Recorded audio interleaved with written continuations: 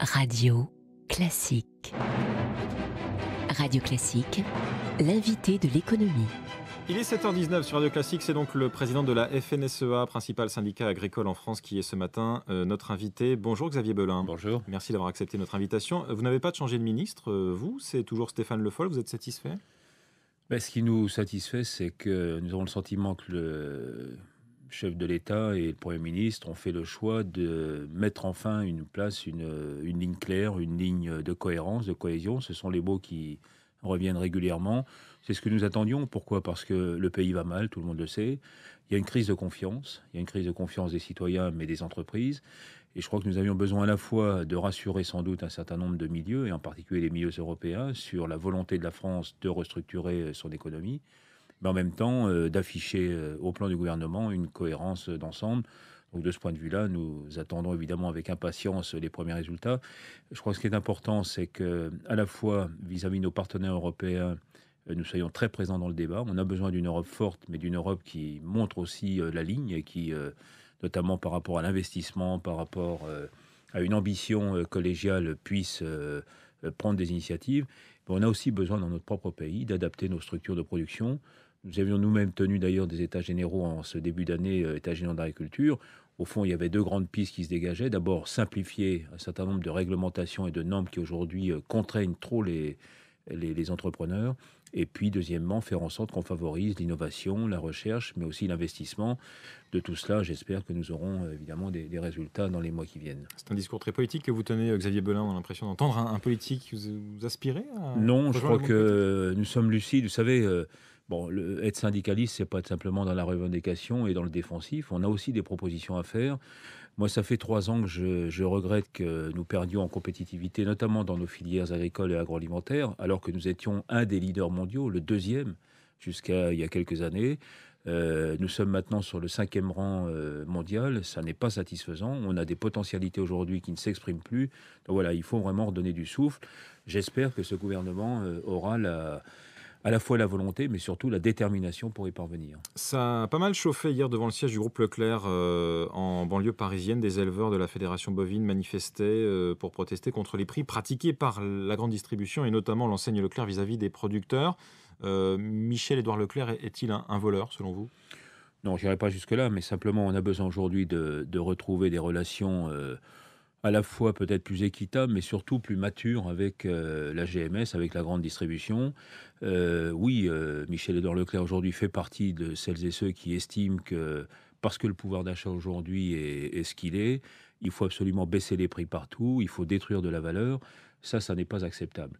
On peut avoir, pour les consommateurs, des prix qui soient raisonnables, et ils le sont. Je rappelle que dans les produits agricoles et dans les produits alimentaires, nous sommes en situation de déflation depuis 12 mois. 12 mois consécutifs où les prix ont baissé. Donc on ne peut pas accuser les producteurs aujourd'hui d'être à la source d'une entame du pouvoir d'achat.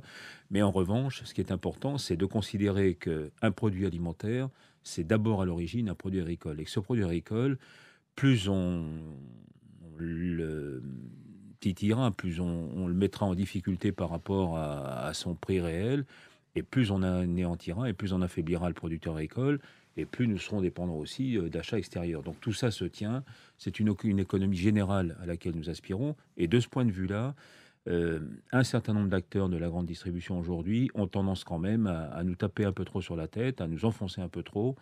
On a besoin de retrouver quand même quelques marges. Pour seul exemple, le fameux crédit d'impôt compétitivité emploi, il rapporte d'abord et avant tout aux entreprises de services et notamment à la grande distribution. Que faisons-nous des 4 et des 6% qui sont ainsi alloués notamment à Michel-Édouard Leclerc, mais à tous les autres? Est-ce qu'on peut aussi en redonner un peu à l'amont agricole? C'est ce que nous demandons dans ces négociations. Nous demandons aussi d'ailleurs qu'on applique la loi jusqu'au bout. Il y avait une loi qui n'était pas sur la consommation et sur les pratiques commerciales qui n'étaient pas satisfaisantes. On a maintenant ce qu'on appelle la loi Hamon, qui prévoit des sanctions en cas de non-respect d'un certain nombre de normes commerciales. Elle est appliquée aujourd'hui pour vous ? Il faut qu'elle le soit. Les décrets sont parus il y a quelques jours maintenant.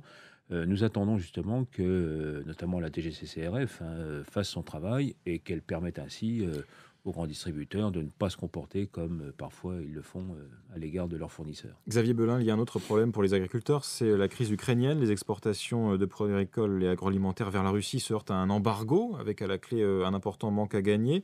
Est-ce que vous avez une estimation chiffrée du coût financier que pourrait générer à terme cet embargo russe ? On sait que nous exportons depuis la France à peu près 1 milliard d'euros chaque année de produits agricoles et agroalimentaires. Sur ce milliard, vers la Russie. Sur ce milliard, il faut aujourd'hui retirer la partie vin et spiritueux qui représente à peu près 4 à 500 millions. Donc voilà, le solde, c'est ça. C'est ce qui est impacté par cet embargo. Donc ça concerne les produits laitiers, les produits viande et bien sûr fruits et légumes qui ont fait l'actualité tout cet été, avec 2 conséquences.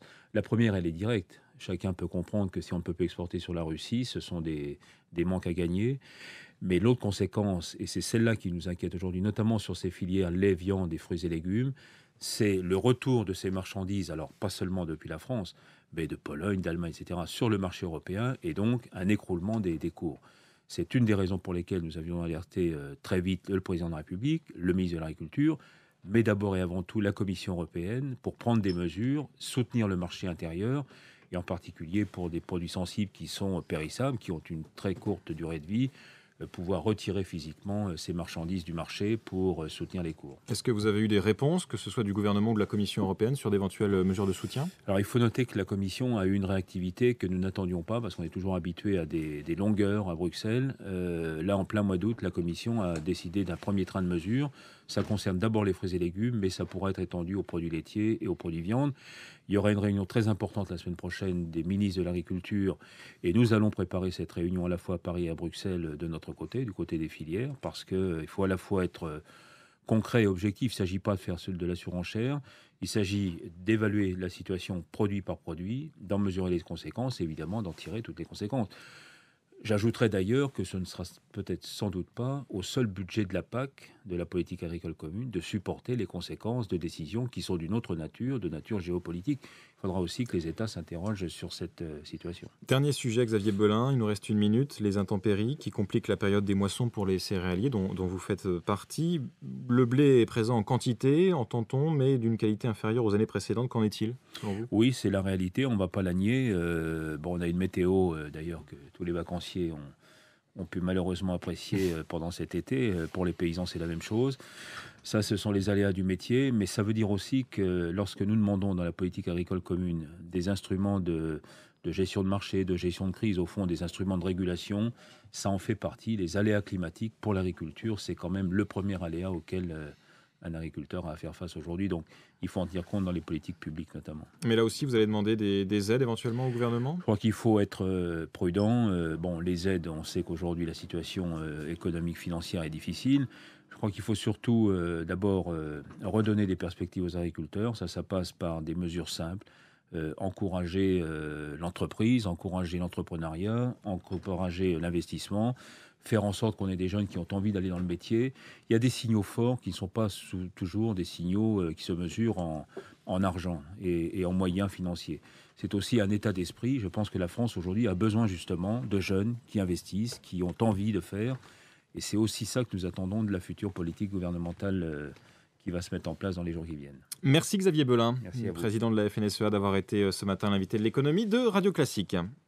Avec